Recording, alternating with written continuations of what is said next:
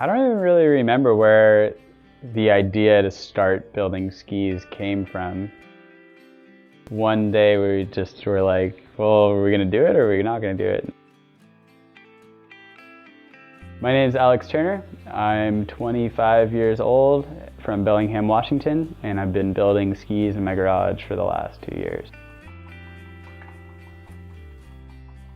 It evolved from a very kind of redneck, try to figure it out process into something that's hopefully becoming a little small business. After I've sat down and come up with a design for the ski or snowboard that I'm going to make, then I will first pick out the different pieces of wood that I'm going to use to make the core. Then I'll design a program in the computer so that I can cut out a channel for the sidewalls in the skis. Then do the whole layup process, so basically sticking all of the different components of the ski together and then cooking it in a ski press. The process of making skis in general hasn't really changed for the last 35 years. You're still sticking wood in between a couple layers of fiberglass with plastic on the bottom and edges attached to it. And throughout the whole process, I've tried to source the wood that I use in my cores from some more unconventional sources.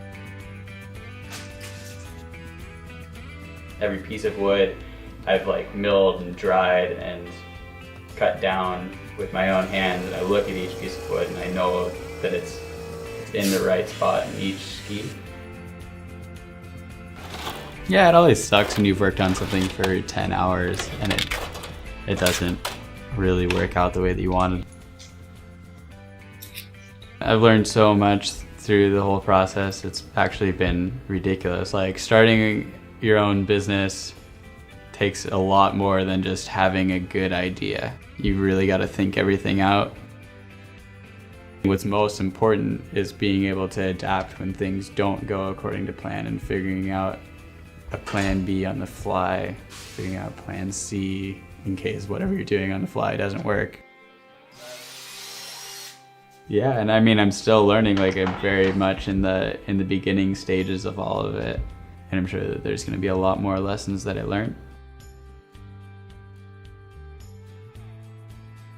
I took a lot of inspiration for the original idea from surf culture and how a lot of surf towns have their own shaper, so somebody who makes boards in town.